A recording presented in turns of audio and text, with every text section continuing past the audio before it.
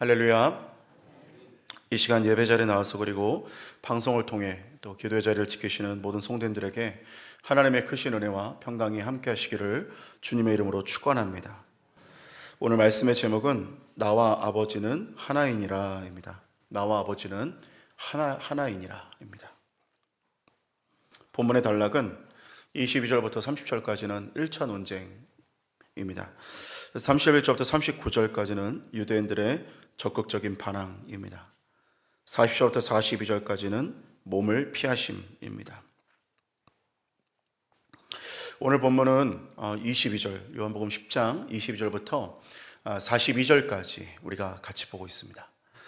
그런데 우리가 이 본문의 22절을 보기 전에 앞서서 21절을 우리가 잠깐 본다면 여전히 마지막이 어떻게 끝나냐면 오늘의 본문 전이 이렇게 결론이 나죠. 여전히 이들끼리의 논쟁이 일어나고 있다, 이렇게 기사를 하고 말을 하고 있고, 그리고 두 패가 갈라져서 한쪽은 예수님이 귀신 들렸다 이렇게 얘기를 하고 있고, 또 한쪽은 그렇다면 귀신 들린 사람이 귀신이 어찌 맹인의 눈을 밝히겠느냐, 이렇게 서로 논쟁을 하고 있습니다. 마치 예수님께서 눈을 떠도 맹인과 같다, 이 말씀이 실감이 나는 구절입니다. 어떻게 이렇게 눈을 뜨고 예수님이 옆에 계심에도 불구하고 서로 논쟁하고 자기 고집과 아집이 있고, 여전히 영생을 주시는 분이 옆에 있음에도 불구하고 영생을 얻을 기회를 발로 차버리는 모습을 오늘 보게 되는 것이죠. 금요일 본문에 이제 21절이 마치면서 22절에 들어가면서 오늘 본문이 시작이 되는데 뭐라고 말하고 있습니까? 예루살렘에 수전절이 이르니 때는 겨울이라, 이렇게 말하고 있습니다. 우리가 수전절이라는 게 무엇을 의미하겠습니까? 수전절은 12월경에, 그러니까 지금의 성탄절 전에 이루어지는 일이고요.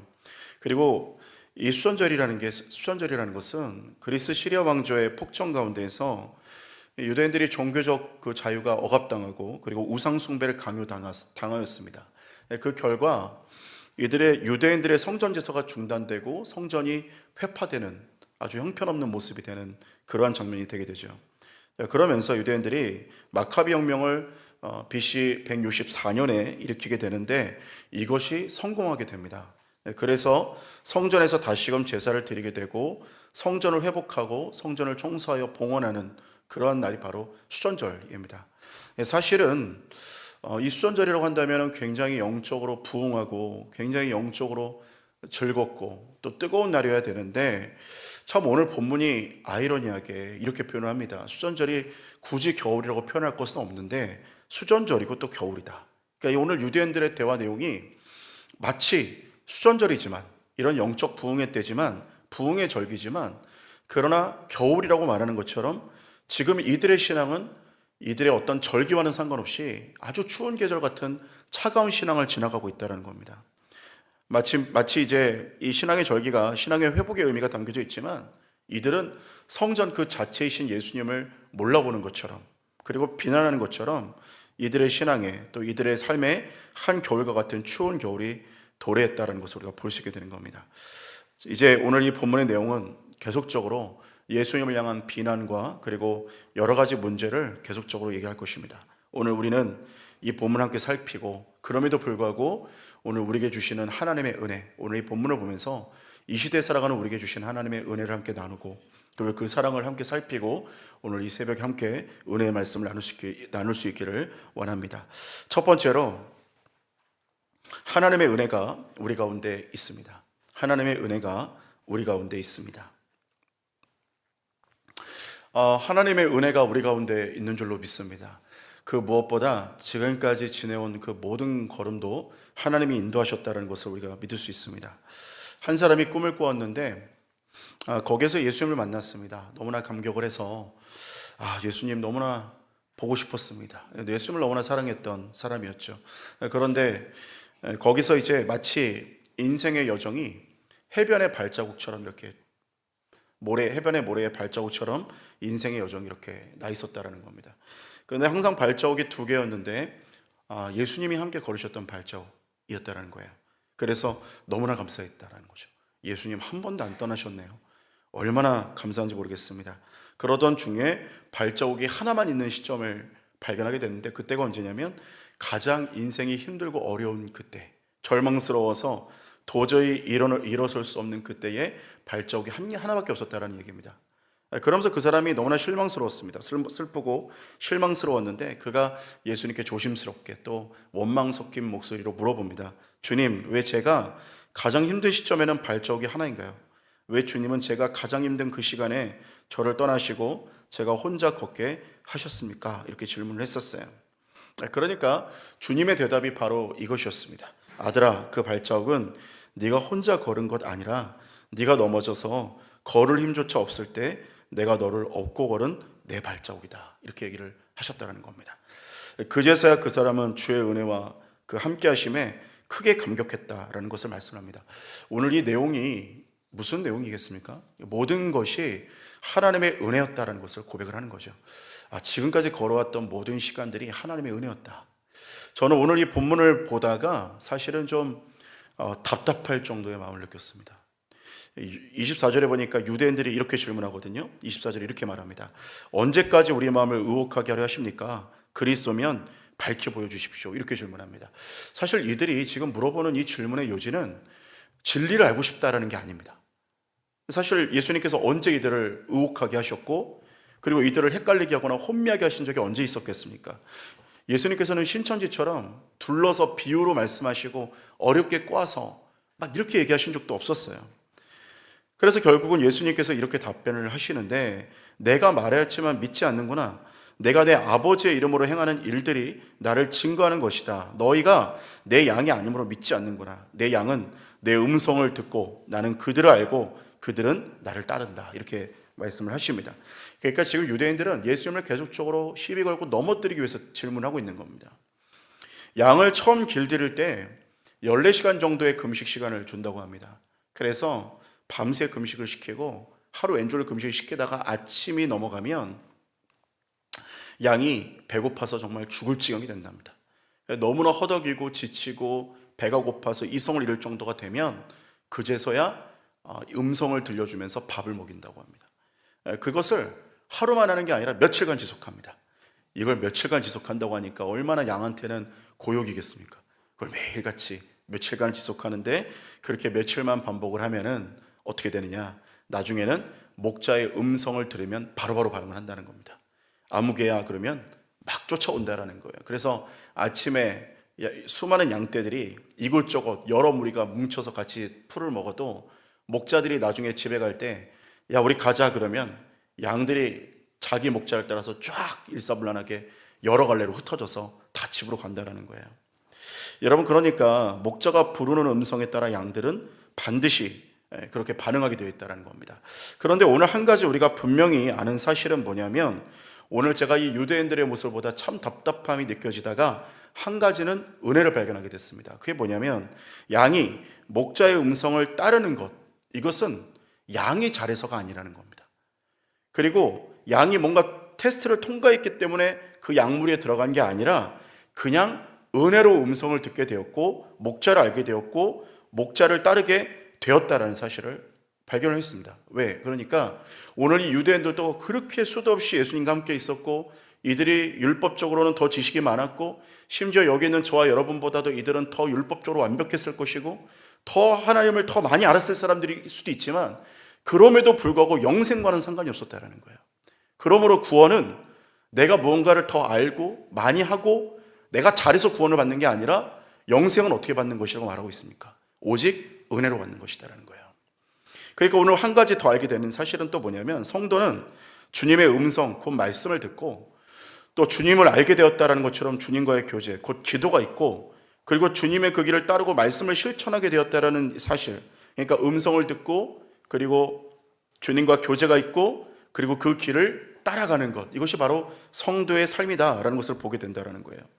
자, 여러분, 그리고 심지어 오늘 본문을 보면 유대인들은 예수님을 힐난하다가 나와 아버지는 하나이니라 라는 이 말씀에 곧바로 어떻게 반응을 하냐면 돌을 들어서 예수님을 치려고 했습니다. 그리고 또다시 그들이 생각할 수 있도록 나를 믿지 못하겠다면 내가 아는 아버지의 일을 보고 믿으라, 이렇게까지 얘기했지만 이들은 예수님을 다시 잡으려고 시도까지 했습니다. 예수님이 여러모로 계속 얘기하시고 설득했지만 전혀 듣지 않았다는 거예요. 여러분, 제가 생각해 보니까 내가 어떠한 하나님의 기적을 많이 보고 적게 보고는 믿음하고 별로 상관이 없다는 생각이 듭니다. 왜냐하면 애굽왕 바로가 출애굽 때 10가지 재앙을 봅니다. 애굽왕 바로가. 여러분, 애굽왕 바로가 10가지 재앙을 보는데 피, 개구리, 이, 파리, 그리고 나중에는 흑암, 장자 죽음 10가지 재앙을 보는데 이 정도 재앙을 맛보면 하나님의 살아계심과 하나님의 전능하심과 하나님 앞에서는 까불면 안 되겠다라는 생각이 들어야 되는데 그럴수록 마음이 강팍해졌다라는 거예요. 그러니까 아무리 기적을 봐도 강팍해질 사람은 강팍해진다라는 거예요. 그런데 또 한편으로는 사도행전에서 베드로가 설교를 했는데 3,000명이 그 자리에서 회개하고 회심을 하고 성령을 받습니다. 여러분, 그러니까 사실은 아무리 별의별 기적을 다 봐도 마음이 열지 않는가 하면, 혹은 그냥 베드로의 말씀 한 구절을 들었는데 갑자기 마음이 열려서 회개하는 자도 있기도 한다라는 거예요. 사랑하는 성도 여러분, 그렇기 때문에 오늘 우리가 감사할 수 있는 가장 최고의 기도 제목이 뭐겠습니까? 감사할 게 없다면 내가 지금 예수 믿고 여기 와 있는 것이 감사한 줄로 믿습니다. 왜 그렇겠습니까? 아무리 기적을 봐도 주님이 은혜 주시지 않으면 구원을 받을 수 없다는 거예요. 그러나 오늘 이 자리에 있는 저와 여러분, 죄송하지만 우리가 뭘 잘했기 때문에, 이뻤기 때문에, 하나님 앞에 칭찬받을 만한 것이 있기 때문에 여기 앉아 있는 것이 아니라 하나님이 우리를 강권적 은혜로 구원시켜 주시고 이 자리에 앉아서 예배드리고 기도하고 하나님 앞에 간구할 수 있게 해주신 줄로 믿습니다. 오늘 그러므로 구원이란 내 상식으로는 뭐라고 설명할 수 없는 기적입니다.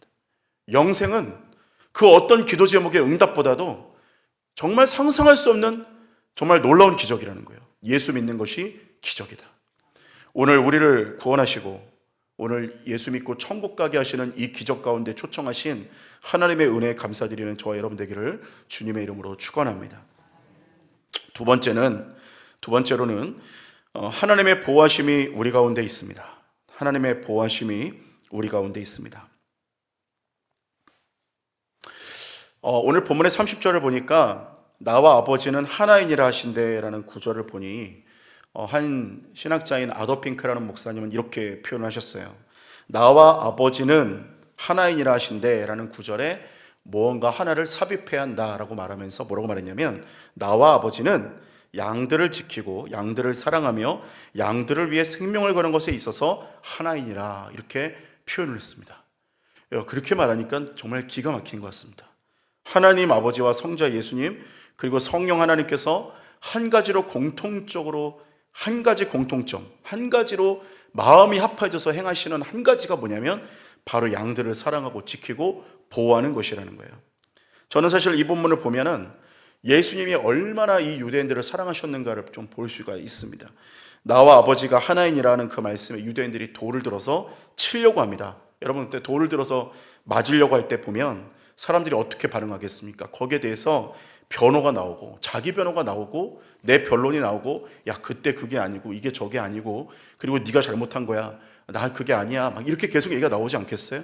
근데 예수님은 단순히 그렇게 하지 않으셨어요.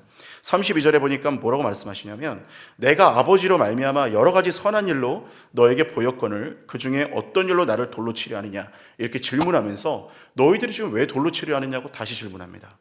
그리고 37절 38절에 보니까 이렇게 말씀하세요. 내가 내 아버지의 일을 행하지 아니하면 믿지 말아라. 그런데 내가 아버지의 일을 행하면 나를 믿지 않아도 그 일을 믿어라.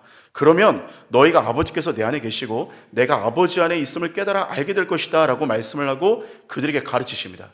여러분, 우리가 상식적으로 생각해 볼 때 자신을 향해서 돌로 치려하는 무리들을 향해서 항변하거나 꾸짖거나 자신을 변호하는 이런 입장이 있어야 되는데, 오늘 예수님께서는 전혀 그렇게 말씀하지 않으세요.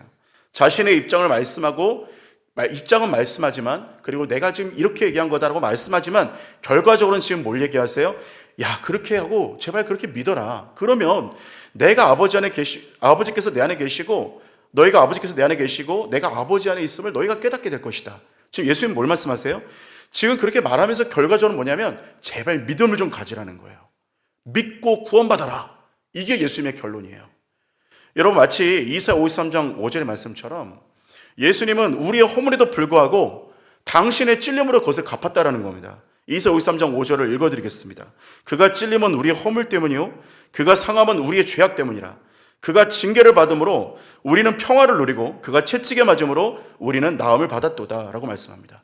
여러분 한번 오늘 이 본문을 나중에 댁에 가서 한번 다시 한번 보시기 바랍니다.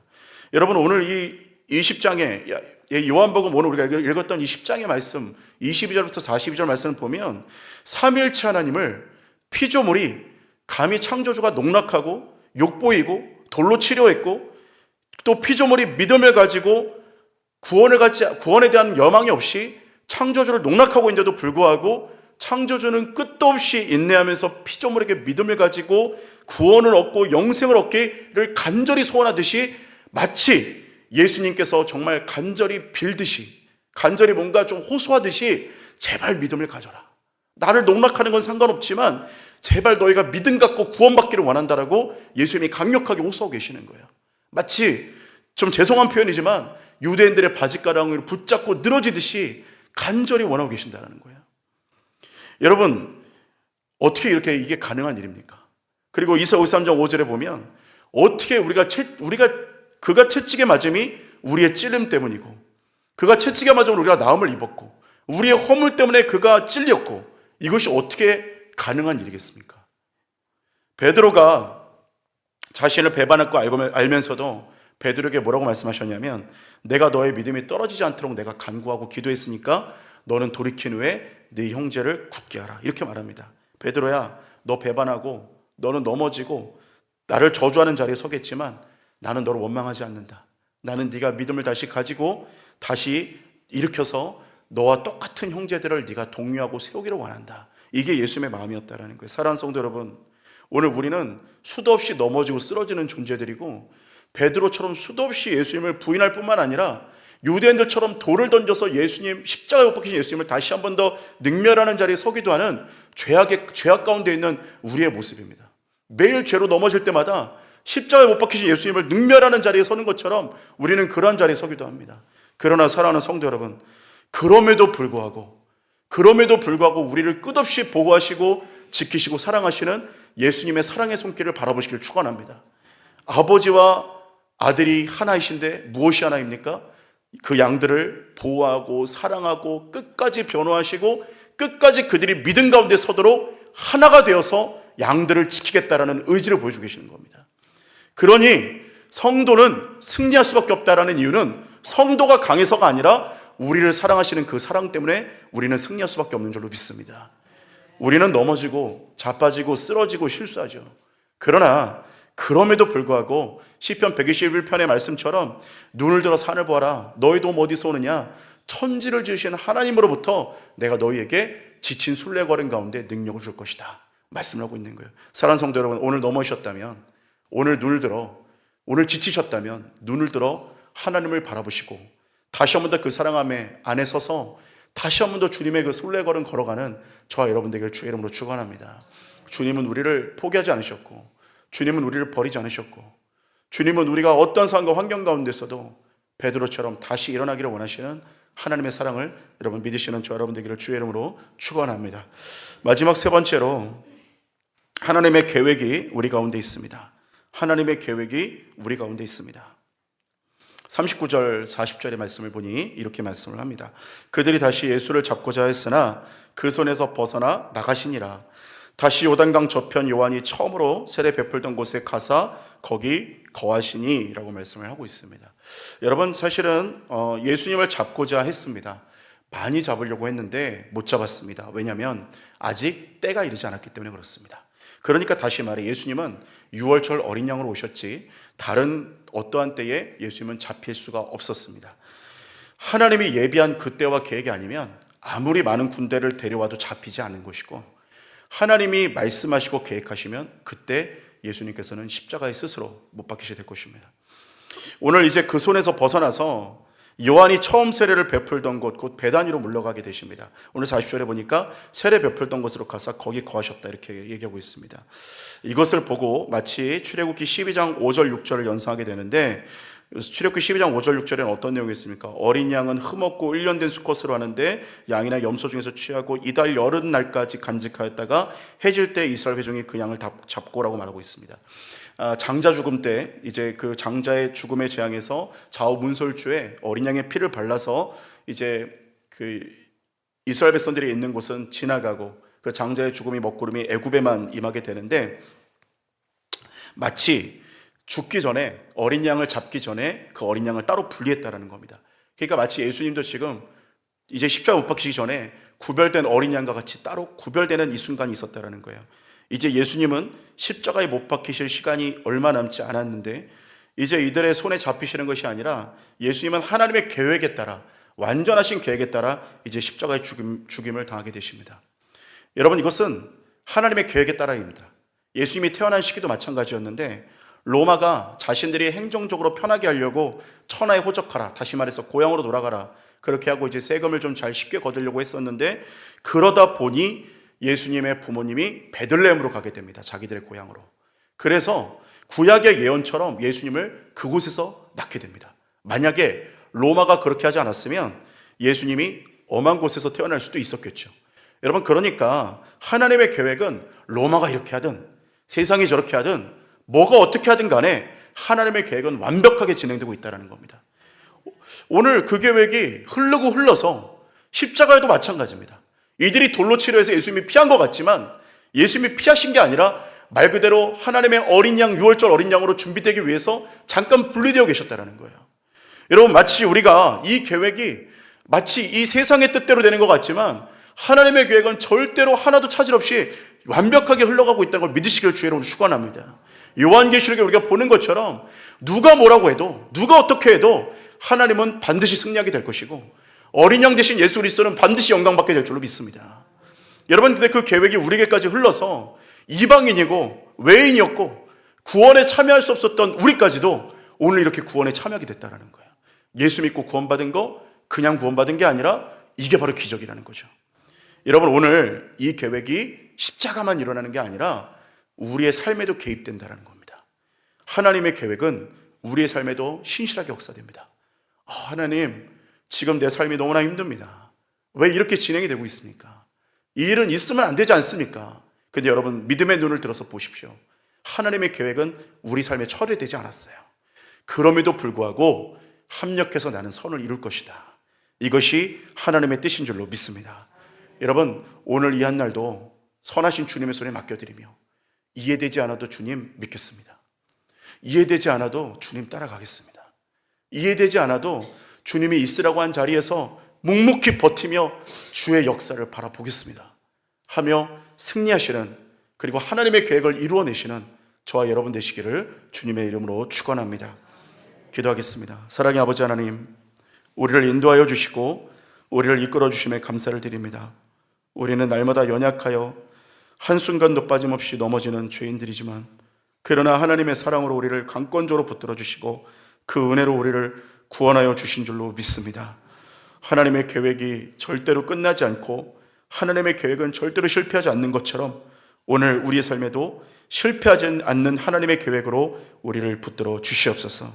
이 시간 하나님께 드린 모든 예물 하나님께서 홀로 흠양하여 주시고 또 하나님 드려진 예물들의 그 손길들을 기억하셔서 하나님의 놀라운 은혜와 축복이 있게 하여 주시옵시고 통장의 잔고가 마르지 않는 축복이 넘치게 하여 주시옵소서. 이 새벽 우리가 기도할 때에 주님, 오늘 영적인 은혜를 경험하게 하시고 주님과 친밀한 교제가 이루어지게 하시고 하나님, 내가 이성으로 아는 하나님이 아니라 인격적으로 만난 예수 그리스도를 만나게 하여 주시옵소서. 우리에게 승리를 주실 주님을 찬양하며 예수 그리스도의 이름으로 기도합니다. 아멘. 이 시간